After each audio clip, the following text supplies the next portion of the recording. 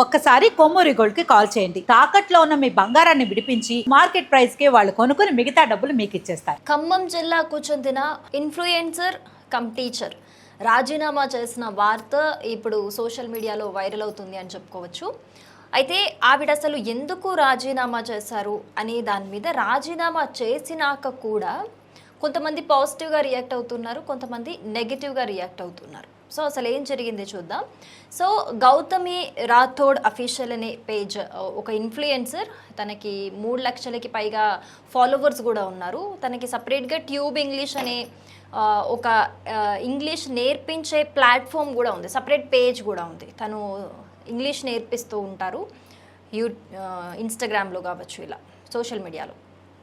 So 6 నెలల క్రితం ఆవిడ యాక్చువల్ ఒక గవర్నమెంట్ టీచర్గా వర్క్ చేస్తున్నారు. ఆవిడ ఒక ఇన్ఫ్లుయెన్సర్ కాబట్టి తను ఒక ప్రైవేట్ స్కూల్కి సంబంధించి ప్రమోట్ చేశారు. ప్రైవేట్ స్కూల్ని గవర్నమెంట్ టీచర్ అయి ఉండి ప్రైవేట్ స్కూల్ని ఎలా ప్రమోట్ చేస్తారు అని చెప్పేసి అది గవర్నమెంట్ స్కూల్ యాజమాన్యం దృష్టికి వచ్చి, అధికారుల దృష్టికి వచ్చి ఆమెను సస్పెండ్ చేయడం జరిగింది. అలా ఇలా చేస్తారు అని చెప్పేసి. సో సస్పెండ్ చేసిన తర్వాత కూడా ఆవిడ రీసెంట్లీ ఐ థింక్ 20 డేస్ పైన అవుతుంది అనుకుంటా, మళ్ళీ రివోక్ అయ్యారు, మళ్ళీ జాయిన్ అయ్యారు, మళ్ళీ వర్క్ స్టార్ట్ చేశారు.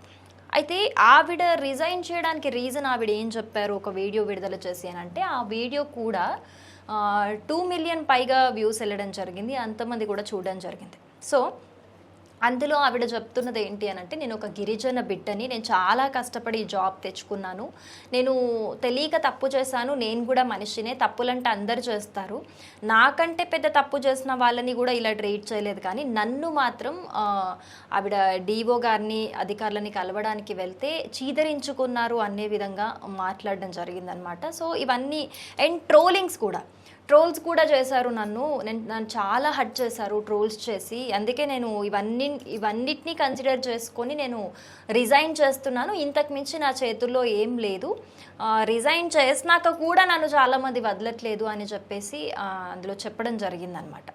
సో ఆవిడ రిజైన్ చేసిన రీజన్ అయితే డిఓ గారి దగ్గరికి వెళ్తే సరిగా రెస్పాండ్ అవ్వలేదు అని చెప్పేసి, అండ్ ఆ 6 months కూడా నాకు చాలా పెయిన్ఫుల్. అది నేను పిల్లల్ని నా బిడ్డల్లాగా చూస్తాను, వాళ్ళందరికీ నన్ను దూరం చేశారు, 6 months అయిపోయింది కదా, నన్ను పనిష్ చేశారు, కానీ అయినా మళ్ళీ కూడా ఎందుకు ఇలా ట్రీట్ చేస్తున్నారు నన్ను, ఇంకేం కావాలి అని చెప్పేసి ఇంకా నేనే రిజైన్ చేస్తాను అనే విధంగా తను చాలా హర్ట్ అయ్యి కంప్లీట్గా జాబ్కి రిజైన్ చేస్తున్నట్టు ఆవిడ చెప్పడం జరిగింది. సో ఇందులో డిఫరెంట్ ఒపీనియన్స్ అనేవి దీని మీద వస్తూ ఉన్నాయి.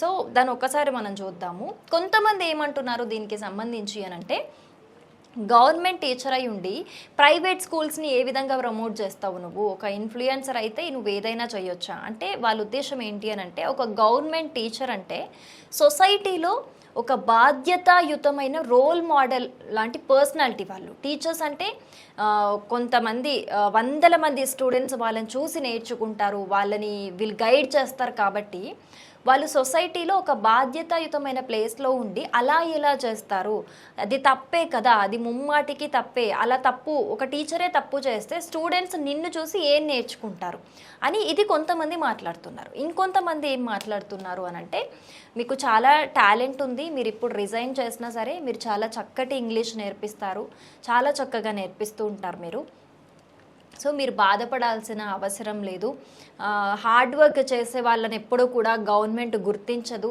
సొసైటీ కూడా గుర్తించదు, మీరు చాలా హార్డ్ వర్క్ చేస్తారు, మీకు టాలెంట్ ఉంది, మీరు ఈ ప్లాట్ఫామ్లోనే మీ టీచింగ్ అనేది కంటిన్యూ చేయండి అని చెప్పేసి కొంతమంది సపోర్ట్ చేస్తూ ఉన్నారు.